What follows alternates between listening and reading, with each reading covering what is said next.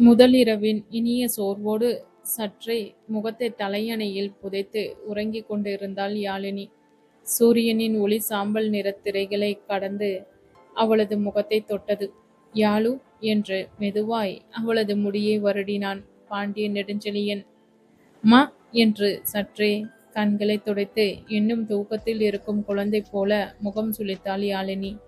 அவனது கையை பிடித்துக்கொண்டு கண்களை திறந்து பார்த்தவுடன் சற்றே சிவந்து கொண்டே அவள் மென்ற குரலில், மாமா, நாம உண்மையிலே கல்யாணம் பண்ணிட்டோம் இல்லையா என்று கேட்டாள். அவன் சிரித்தான். என்னடா இப்படி கேட்குற? கற்பனை மாதிரி இருக்குதா? இன்னும் கொஞ்சம் தானே நேத்து இரவு என்று சொல்ல சற்றே வாயை மூடி தலகணையில் உள்ளே முகம் மறைத்தாள். பாண்டியன் சிரித்தபடி அவளை நெருங்கிக் கொண்டு, நேத்து இரவுதான் கதை ஆரம்பம், இன்னும் நிறைய பக்கங்கள் படிக்கணும் யாழு என்றான். அந்த சமயம் கதவு தட்டியது. வேலைக்காரி காப்பி வைத்து சென்று விட்டாள். யாழினி அப்படியே படுக்கையிலிருந்து எழுந்தாள். அவளின் கூந்தல் சற்றே சீரற்று இருந்தது. அவளது வெக்கத் தோற்றம் பார்வை எடுத்தவன் போல பாண்டியனின் கண்ணை கட்டி போட்டது. மாமா, பார், உன்னால நான் இன்னும் படுக்கையிலிருந்து எழுந்திருக்க முடியல என்று கைவிரல் வளைத்து குறும்பாக சாடினாள். 4-8 அவளை பிடித்து மீண்டும் கட்டிலில் கடத்தி இதழுடன் இதழ் பதித்தான். யாழினி காப்பி எடுத்து கணவனிடம் கொடுத்து இருவரும் குடித்துவிட்டு எழுந்தனர். மீண்டும் யாழினி கையை பிடித்து, நீ சந்தோஷமா இருக்கியா என்று கேட்டான். அவனது வார்த்தையை கேட்டவுடன் யாழினியின் முகம் பீடிக்கையாய் சிவந்தது. காப்பி கப்பை கீழே வைத்து அவன் அருகே வந்து அமர்ந்தாள். படுக்கையில் நெடுஞ்செழியன் அவள் தலையை தனது மார்பில் சாய வைத்து மெதுவாய் சொன்னான். யாழினி, இது நம்ம புதுசா தொடங்கிய வாழ்க்கையின் முதல் முழு நாள். இன்னும் வரும் நாட்கள் எல்லாம் எப்பவும் இதே மாதிரிதான் இருக்கும். யாழினி கண்களில் நீர்த்துளிகள் உதித்தன. அவை சந்தோஷ கண்ணீர். மாமா என்றாள். அன்று முழுக்க அவர்கள் அன்றைய அறையை விட்டு எங்கேயும் செல்லவில்லை. குளித்து உணவு அருந்திவிட்டு மீண்டும் படுக்கைக்கு சென்று யாழினியுடன் உறவாடி இருவரும் ஒன்றுடன் ஒன்று கலந்து கொண்டே இருந்தனர். அவர்களின் சுவாசம் ஒன்று சேர்ந்து இரவின் பனிக்காற்றோடு கலந்தது. காலை வானம் முழுக்க பனித்துளிகள் பூத்து இருந்தன. ஊட்டியின் காற்று வழக்கம் போல் பசுமையுடன் நிறைந்திருந்தது. பாண்டிய நெடுஞ்செழியன் ஜன்னலை திறந்து வெளியே பார்த்து கொண்டு இருந்தான். பின்னால் வந்த யாழினி அவன் தோளில் கை வைத்து மெதுவாய் சிரித்தாள். மாமா, இப்படி ஜன்னல்ல நின்று குளிர்காற்ற சுவாசிக்கிறீங்க, இன்று நம்ம வெளியே போகலாமா? அவன் சிரித்தான். அவளை திருப்பி பார்த்து கண்களை நேராக கடித்து, யாழு, இன்று நான் சிந்தித்து வைத்த நேரம்தான் வேற. எங்கேயுமே போகணும் என்று நினைக்காதே. இன்று நம்ம வீட்டில தான் கடத்துறோம் என்றான். யாழினி முகம் எல்லாம் சிவந்து போனது. போங்க மாமா என்று வெக்கப்பட்டு குளியல் அறைக்குள் புகுந்தாள். ஏய் யாழினி, இரு, நானும் வரேன் என்று சொல்லிக்கொண்டு அவனும் செல்ல இருவரும் ஒன்றாக குளித்துவிட்டு வெளியே வந்தனர். இன்று வெளியே கூட்டிட்டு போய் மழையில நனைகிறது, காற்றுல சளி கட்டி திரும்ப வர்றதுன்னு தேவையில்லை. நான் விரும்புறது ஒரே ஒன்றுதான். நல்லா சாப்பிட்டு உன் மடியில் படுத்துக்கிட்டு உன்னோட சின்ன சின்ன சிரிப்புல முழுகி போவது தான். யாழினி சற்றே வெக்கத்தோடு அவனை தள்ளி, மாமா, உங்களுக்கு வேற வேலையே இல்லையா? முழு நாளும் என் மடியில் இருக்க போறீங்களா? இல்ல, இங்க கொஞ்சம் கணக்கு வழக்கு எல்லாம் இருக்கு. அதையும் பார்த்துட்டு உன்னையும் கொஞ்சிக்கிட்டு இங்கேதான் இருக்க போறோம். சற்று நேரம் கழித்து ஜெயஜோதி போனில் பாண்டியன் நெடுஞ்செழியனிடம் பேசினாள். கல்யாணத்துக்கு போயிட்டு வரேன்னு சொல்லிட்டு அங்கேயே தங்கிட்டீங்களா என்று கேட்க, ஆமாம்மா, ஒரு வாரம் இங்க தங்கி இருந்துட்டு கணக்கு வழக்கு எல்லாம் பார்த்துட்டு வரோம் என்று சொன்னான். சரிப்பா, யாழினி பத்திரமா பார்த்துக்கோ என்று சொல்லிவிட்டு யாழினியிடம் நலம் விசாரித்துவிட்டு போனை வைத்து விட்டார். யாழினி தலை குளித்துவிட்டு அழகான ஒரு காட்டன் சேலையை அணிந்து இருந்தாள். அவள் தலையில் மல்லிகை பூச்சாரம் தொங்கிக் கொண்டு இருந்தது. அதை பார்த்ததும் பாண்டியன் நெடுஞ்செழியனுக்கு ஆசை வந்தது. அவளை தூக்கி கொண்டு கட்டிலுக்கு போய் படுக்க வைக்க அவள் அவன் மார்பில் சாய்ந்தாள். மதியம் முழுக்க அவர்கள் அப்படியேதான் இருந்தார்கள். வேலைக்காரர்கள் சாப்பாடு எடுத்து வந்தனர். இருவரும் ஒரே தட்டில் சாப்பிட்டனர். அவன் அவளுக்கு உணவினை ஊட்டிவிட்டான். அவள் சிரித்தபடி உண்டாள். பின் மாலை பாண்டியன் வாக்கின்படி அவள் மடியில் சாய்த்தபடி புத்தகம் படிக்க வந்தான். ஆனால் 2 பக்கமே படித்தான். அவளது விரலால் அவன் கூந்தலை சுழற்றி கொண்டு இருக்க கண்களை மூடிக்கொண்டான். மாமா, நீங்க படிக்கிறீங்களா இல்ல தூங்குறீங்களா? உன்கிட்ட நான் நிம்மதியா தூங்க முடியுது. இது படிப்போட புத்தகம் இல்ல, உன் மடியில தான் எல்லா அத்தியாயமும் என்று சிரித்தான். மாலையில் மெதுவாக விளக்கின் அவளுக்கு அருகில் நெருங்கியவனாய் சொன்னான். உன்னோட பாசம், உன்னோட சிரிப்பு, உன் சின்ன தள்ளி போட்ட கைகளை நினைத்தா கூட என் உள்ளம் ரொமான்ஸ்ல நனைஞ்சிடுது. இரவு நேரம் ஊட்டி மலைகளில் மேலும் ஆழ்ந்தது. பனிக்காற்று மெதுவாக ஜன்னல் வழியே உள்ளே வந்து திரையை அசைப்பது போல இருந்தது. அறை முழுவதும் மங்கலான மஞ்சள் வெளிச்சம் மட்டும். படுக்கையில் யாழினி பின்பக்கம் சாய்ந்து படுத்திருந்தாள். பாண்டிய நெடுஞ்செழியன் அவள் அருகில் வந்து சற்றே தலையை அவள் தோளில் வைத்தான்.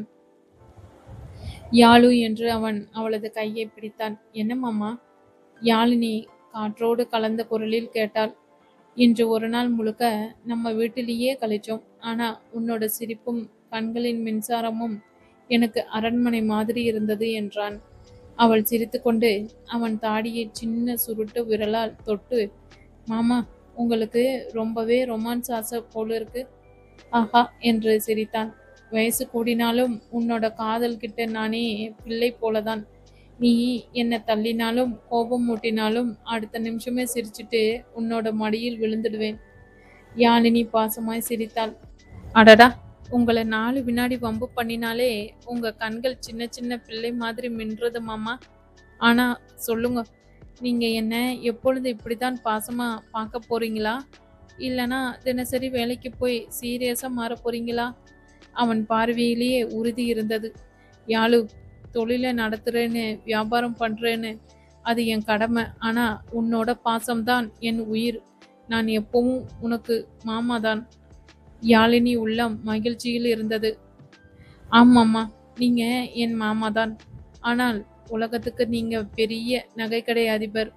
ஆனால் எனக்கே மட்டும் நீங்க என் ரொம்ப அழகான மாமா. பேசிக்கொண்டு இருக்கும்போது என்று குறும்பாய் கையை அவன் கன்னத்தில் வைத்தாள். பாண்டியனின் இதயத்தில் பாசம் ஊற்றென ஓடியது. அவளை நெருங்கி அவள் முகத்தை தனது கையில் பிடித்து மெதுவாக அருகில் கொண்டான். உன் சின்ன குறும்பு பேச்சு என் காதில் விழுந்தாலே யாழினி, இந்த உலகமே நிறைவு அடைஞ்ச மாதிரி இருக்கு. அவர்களின் முணுமுணுக்கும் வார்த்தைகள் மெதுவாக மௌனமாக பாசத்துக்குள் கலந்தது. ஒன்றுக்கொன்று சேர்ந்து இருந்த இருதயங்களில் அந்த இரவின் பனிக்காற்றை கூட ரொமான்ஸை இசையாய் பாடியபடி அவர்கள் இருவரையும் சூழ்ந்தது. காலை பகல் வெளிச்சம் அறைக்குள் நுழைந்தது. பறவைகளின் சிரிப்பு பனிக்காற்றில் அலம்பம் அந்த சூழ்நிலையை புதுமண இல்லம் போல ஒலித்தது. யாழினி மெதுவாக தூக்கத்தில் இருந்து கண்களை திறந்தாள். தனது அருகில் பாண்டிய நெடுஞ்செழியன் இன்னும் கண்களை மூடியபடி படுத்திருந்தான். அவன் மார்பில் மேல் அவள் கைகை போட்டு படுத்திருந்ததை பார்த்தவுடன் யாழினியின் முகத்தில் சிரிப்பு மலர்ந்தது. அவனது முகம் எப்பொழுதும் பரபரப்பு நிறைந்த நகரத்து வாழ்க்கைக்கு பழகி போனது போல் இல்லாமல் இங்கு அமைதியில் புத்துணர்ச்சி அடைந்திருந்தது. அவனது கூந்தல் கலைந்து முகத்தில் மெல்லிய புன்னகை இருந்தது. அது அவள் அருகில் இருப்பதனால் வந்த மகிழ்ச்சி என்பதை யாழினி உணர்ந்தாள். அவள் மெதுவாக அவனது நெற்றியை தொட்டு மாமா என்று மெல்லிய குரலில் அழைத்தாள். பாண்டியன் கண்களை திறக்காமல் அவளது கையை அழுத்தமாக பிடித்து கொண்டான். யாழினிமா, எழுந்தாச்சா? இன்னும் கொஞ்ச நேரம் இப்படியே படுத்திருக்கலாம்னு தோணுது என்றான். இல்ல மாமா, மணி காலையில 7 ஆச்சு. காப்பி குடிச்சிட்டு புதுசா ஏதாவது பேசலாம் என்று யாழினி சொன்னாள். பாண்டியன் அவளை அணைத்தபடி, சரி, நீ எழுந்துரு, நான் உனக்காக காப்பி கொண்டு வருகிறேன் என்றான். அதெல்லாம் வேண்டாம், நீங்களும் வாங்க, 2 பேரும் சேர்த்து சமைக்கலாம் என்று யாழினி சிரித்தாள். பாண்டியன், ஓகே, அதுவும் நல்ல ஐடியாதான். இங்கே உள்ள சமையல்காரருக்கு விடுமுறை கொடுத்துட்டோம். இனி நாம தான் சமையல் என்றான். அவர்கள் இருவரும் சேர்ந்து சமையலறைக்கு சென்றனர். யாழினி பாண்டியனை பார்த்து, மாமா, உங்க கையால சமையல் பண்ணி சாப்பிடணும்னு ஆசை என்று சொன்னாள். பாண்டியன், நீ ஆசைப்பட்டா நானும் சமைப்பேன் என்றான். அவர்கள் இருவரும் சேர்ந்து காபி, இட்லி, சட்னி என எளிமையான காலை உணவை சமைத்தனர். காலை உணவுக்கு பிறகு அவர்கள் பங்களாவின் பெரிய முன்மண்டபத்தில் உள்ள ஊஞ்சலில் அமர்ந்தனர். பாண்டியன் தன் மடியில் யாழினியை படுக்க வைத்து அவளது கூந்தலை வருடியபடியே, யாழ்னிமா, என் நண்பன் கண்ணன் இருக்கான். அவன் எல்லாத்தையும் பார்த்து கொள்வான். இப்போ எனக்கு முக்கியம் என் காதல் என்றான். மாமா, நம்ம எப்போ ஊருக்கு போவோம்? உங்க பிசினஸ்ல கவனம் செலுத்த வேண்டாமா என்று கேட்டாள். இன்னும் கொஞ்ச நாள் ஆகட்டும் கண்ணன். அவனுக்கு நான் கொடுத்த வேலை. அவன் சரியான நேரத்தில் எல்லாத்தையும் செஞ்சு முடிப்பான். அப்புறம் என்னோட உயிர் நண்பன் தோழி சித்ரா கூட காதலிச்சுக்கிட்டு வேற இருக்கான் என்றான். யாழினி சிரித்துக்கொண்டே, ஆமா மாமா, அவங்க காதல் கதை நம்ம வாழ்க்கையில ஒரு சுவாரஸ்யமான பகுதி. அவங்க 2 பேரும் ரொம்ப அப்பாவி. அவங்க காதல் நாம விரும்புவது போல எளிமையா இருக்கணும். அப்புறம் நீங்க பிஸ்னஸ் பேசிட்டீங்க, நான் என் கிராமத்தை பத்தி பேசுறேன் என்று சொன்னாள். சரி சொல்லு என்றான் பாண்டியன். எங்க கிராமத்துல சாயங்காலம் ஆனதும் எல்லோரும் தெருவில் உட்கார்ந்து பேசுவாங்க. அப்போ எனக்கு என் அம்மா புனிதவதி, தாய்மாமன் ராமசாமி மற்றும் பாட்டி சின்னத்தாயி ஆகியோர்தான் உலகம். அங்க வீடுகள் குறைவு. அதனால ஒருத்தருக்கு ஒருத்தரை பற்றி நல்லா தெரிஞ்சுக்கிட்டு பேசுவாங்க. ஆனால் நீங்க என்னோட உலகத்தை ரொம்ப பெருசாக்கிட்டீங்க. எங்க கிராமத்துக்கு நீங்க வந்தா எல்லோரும் சந்தோஷப்படுவாங்க என்றாள் யாழினி. பாண்டியன், நிச்சயமாக இந்த தேர் நிலவு முடிஞ்சதும் நாம உங்க கிராமத்துக்கு போகலாம். என் உலகத்தையும் நீ தெரிஞ்சுக்கணும் என்றான். மதியம் அவர்கள் ஒன்றாக ஒரு பழைய தமிழ் திரைப்படத்தை பார்த்தனர். பாண்டியன், யாழினிமா, நம்ம வாழ்க்கையும் இந்த சினிமா போலதான் என்றான். யாழினி, ஏமாம்மா, அதுல ஹீரோயின் ஹீரோவை காதலிப்பாள். ஆனா கடைசியில அவங்க 2 பேரும் சண்டை போட்டு பிரிஞ்சு போயிடுவாங்க என்றாள். பாண்டியன், இல்ல, நம்ம வாழ்க்கையில் சண்டையும் இல்ல, பிரியும் இல்ல. நம்ம வாழ்க்கை ஒரு ரொமான்டிக். அதுல ரொமான்ஸ் இருக்கும், காமெடி இருக்கும், ஆனா சண்டை இருக்காது என்றான். யாழினி, அட, அதெல்லாம் வேண்டாம். உங்க காதல் போதும். என்னோட அமைதியான வாழ்க்கை உங்க தொழிலதிபர் வாழ்க்கையோட எப்படி சேரும்னு தெரியல என்றாள். பாண்டியன், அப்படி சொல்லாத. காதல் சமூக நிலையை பொருட்படுத்தாமல் உலகளாவியது. அவர்கள் ஒருவருக்கொருவர் அணைத்து கொண்டனர். அவர்கள் கண்களில் ஒருவருக்கொருவர் கண்டனர். நீ எனக்கானவள், நான் உனக்கானவன் என்று ஒருவருக்கொருவர் புரிந்து கொண்டனர். இரவு வெகு நேரம் வரை அவர்களின் காதல் மொழிகள் பங்களாவில் அமைதியில் நிறைந்திருந்தன. ஒரு வாரம் கழித்து ஊட்டியில் இருந்து புறப்பட்டனர். அவர்கள் சென்றது யாழினியின் கிராமத்து வீட்டில். அங்கே நெடுஞ்செழியன் ராமசாமியை தனியே அழைத்து பேசினான். மாமா, நீங்க எல்லோரும் ஏன் கோயம்புத்தூருக்கு வந்துடக்கூடாது? நீங்க இங்க வேலை செய்ய வேண்டாம். நம்ம எல்லாம் ஒரே குடும்பமாக இருக்கலாம் என்று கேட்கவும் ராமசாமி மறுத்துவிட்டார். மாப்பிள்ள, நாங்க பிறந்து வளர்ந்ததுல இருந்து இந்த கிராமத்துல இருந்து பழகி விட்டோம். அங்க வரது எங்களுக்கு செட் ஆகாதுன்னு நினைக்கிறேன். நாங்க அப்பப்போ வந்து யாழினியும் உங்களையும் பார்த்துக்கிறோம்.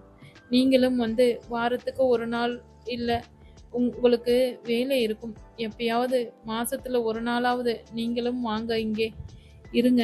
ஆனா அங்க எங்களால வர முடியாது, மன்னிச்சிடுங்க என்று சொல்லி மறுத்துவிட்டார். பாண்டிய நெடுஞ்செழியனால் ராமசாமி சொன்னதும் மறுத்து பேச முடியவில்லை. ஒரு சில நேரம் கழித்து, சரி மாமா, நீங்க இங்கேயே இருங்க. ஆனா வேலைக்கு போக வேண்டாம் ப்ளீஸ். இதை மட்டும் மறுத்து பேசாதீங்க. பாண்டியன் நெடுஞ்செழியன் அப்படி சொன்னதும் சரி என்று ஒத்துக்கொண்டார். பிறகு யாழினியிடம் நடந்ததை சொன்னதும் அவளும் வருந்தினாள். மாமா, நான் வேணும்னா பேசி பார்க்கவா அம்மா பாட்டிக்கிட்டையும் என்று கேட்க, இல்லை யாழினி, அவங்கள இந்த கிராமத்துல வாழ்ந்து பழகினதால அவங்களால கோயம்புத்தூருக்கு எல்லாம் வந்து தங்க முடியாது. அவங்க இங்கேயே இருக்கட்டும். நம்ம வந்து அடிக்கடி பார்த்துக்கலாம். ஆனா உங்க மாமாவை நான் வேலைக்கு போக வேணாம்னு சொல்லிட்டேன். அவர் வீட்டிலேயே இருக்கட்டும். சரி மாமா, இப்போதைக்கு மாமா சொல்ற மாதிரியே செய்யலாம். அவர் வீட்டில் இருக்கும்போது போக போக பழகி நம்ம கூட வரவழைச்சிடலாம் என்று சொல்லி சந்தோஷமானாள். தேங்க்ஸ் மாமா. அவங்க 3 பேருமே எனக்காக வாழ்ந்தவங்க. அவங்கள என்னுடன் இருக்க வேண்டும் என்று ஆசைப்பட்டு இருக்கேன். உங்ககிட்ட எப்படியாவது சொல்லணும்னு தயங்கி கொண்டு இருந்தேன். ஆனா என் மனசு தெரிஞ்சுக்கிட்டு நீங்களே அவங்க கிட்ட போய் பேசியிருக்கீங்க. ரொம்ப நன்றி மாமா என்று அவள் நன்றியை கண்களில் வழியாக வார்த்தையாகவும் சொல்ல, பாண்டியன் நெடுஞ்செழியன் மனைவியை கட்டி அணைத்து ஆசுவாசப்படுத்தினான். பிறகு ராணியை சந்தித்து ராணியின் அம்மாவிடம், உங்க மருமகன் என் கம்பெனில ஒரு நல்ல வேலை போட்டு கொடுக்க போகிறேன். நீங்க ராணிக்கு ஒரு நல்ல நாள் பார்த்து அவங்க 2 பேருக்கும் கல்யாணத்தை செய்து வைங்க. கூடிய சீக்கிரம் அது நடக்க வேண்டும். அப்புறம் ஆண்டி, ராணியும் நீங்களும் எங்க கடைக்கு வந்து பட்டு சேலையும் நகைகளும் எடுத்துட்டு போங்க. இது ராணிக்கு நாங்க கொடுக்கிற கல்யாண சீரா இருக்கணும். அவளுக்கு என்ன வேணுமோ வாங்கிட்டு போங்க. அவள் என் தங்கை என்று சொன்னதும் ராணியின் அம்மா கண்களில் இருந்து ஆனந்த கண்ணீர் பெருக, ரொம்ப நன்றி தம்பி என்று சொல்லி கைகூப்பி வணங்கினாள். ராணியும் ரொம்ப தேங்க்ஸ் அண்ணா என்று சொன்னதும், நன்றியெல்லாம் வேண்டாம் ராணி, உன்னோட அறிவுரையால் தான் யாழினி எனக்கு கிடைச்சிருக்கா. அதனால உனக்கு என்ன செஞ்சாலும் எனக்கு இது ஈடாகாது. யாழினியும் ஓடிச் சென்று தோழியை ஆற தழுவி கொண்டு அவர்களிடம் விடைபெற்று கிராமத்தில் ஒரு 2 நாள் இருந்துவிட்டு அவர்கள் வீடான கோயம்புத்தூருக்கு சென்றனர். அங்கே ஜெயஜோதி அவர்களை வரவேற்றாள். மதிய உணவு சாப்பிட்டு விட்டு தங்கள் அறைக்கு வந்தனர். பாண்டியன் நெடுஞ்செழியனின் மனைவியை பிடித்து இழுத்து இதழ் முத்தம் ஒன்று கொடுத்துவிட்டு, யாழ்னிமா, உனக்கு என்ன வேணும் என்று கேட்க, அவளுக்கு ஒன்றும் புரியவில்லை. என்ன சொல்றீங்க மாமா என்று மீண்டும் கேட்க, உனக்கு ஏதாவது தேவைப்படுதா? எனக்கு தான் நீங்க எல்லாமே வாங்கி தந்து விடுகிறீர்கள். அதுவும் இல்லாமல் அத்தை பார்த்து பார்த்து எனக்கு எல்லாத்தையும் செய்றாங்க. அதனால எனக்குன்னு எதுவுமே தேவைப்படுறது மாதிரி தெரியல. மீண்டும் பாண்டியன் நெடுஞ்செழியன் அவளிடம், நீ ஒன்று கேட்டாய் அல்லவா? நல்லா யோசித்து சொல்லு யாழினி.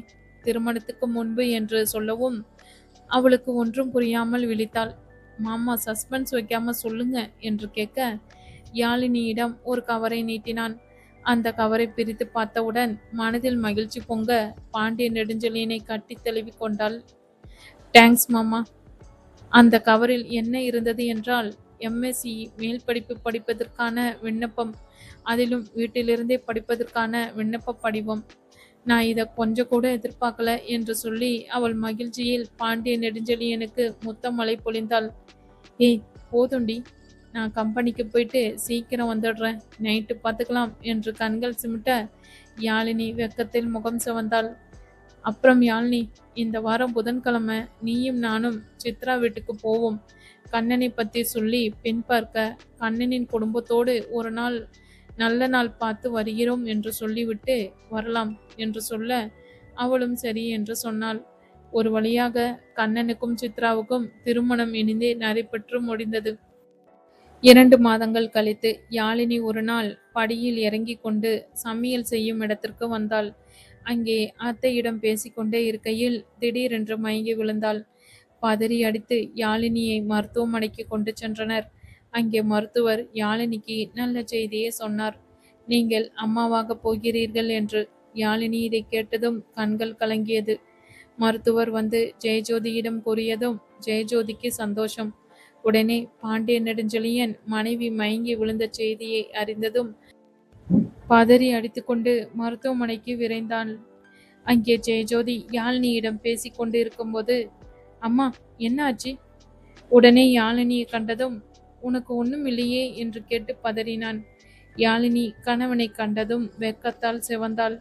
உடனே ஜெயஜோதி பாண்டியன் நெடுஞ்செழியனிடம் விஷயத்தை கூற அவனுக்கு அளவில்லாமல் மகிழ்ச்சி. ஊரிலுள்ள அனைவருக்கும் இனிப்பு வழங்கி பெரிதாக கொண்டாடிவிட்டான். மனைவியை கையில் தூக்கி சுற்றி அவள் கால் தரையில் படாத வண்ணம் மருத்துவமனையில் காருக்கும் வீட்டிற்கும் வந்து அப்படியே தூக்கி கொண்டு அறைக்கு சென்றான். ராஜசேகர் மனைவியிடம், இவனை பாத்தியா, நம்ம இருக்கோன்றது கூட தெரியாம பொண்டாட்டியை தூக்கிட்டு போறத என்று கண் சிமிட்ட, நீங்களும் சின்ன வயசுல அப்படித்தானே இருந்தீங்க என்று திருப்பி அவரிடமே கேட்க, அவரும் சரி சரி வா போகலாம் என்று அவர்கள் அறைக்கு சென்றனர். விஷயத்தை கேட்டதும் கிராமத்திலிருந்து சின்னத்தாயி, புனிதவதி, ராமசாமி மூவரும் வந்து யாழினியை கண்டு வாழ்த்து விட்டு சென்றனர். 10 மாதம் கழித்து மருத்துவமனையில் பாண்டியன் நெடுஞ்செழியன் வேதனையுடன் நின்று கொண்டு இருந்தான். ஆம், அன்றுதான் யாழினிக்கு பிரசவ வலி ஏற்பட்டது. பிரசவத்தில் யாழினியின் அலறும் ஓசை அவன் கேட்க கேட்க அவன் உயிர் அவனிடத்தில் இல்லை. அன்று முழுக்க அவன் சாப்பிடாமலும் உறங்காமலும் தவித்து கொண்டு இருந்தான். ஒரு கட்டத்தில் யாழினி ஒரு பெரிய அலறலுடன் ஒரு அழகான ஆண் பிள்ளையை பெற்றெடுத்தாள். அந்த குழந்தைக்கு அன்பு செழியன் என்று பெயர் சூட்டி ஊருக்கே விருந்து வைத்து தங்கள் மகன் பெயர் சூட்டும் விழா இனிதே முடித்தனர்.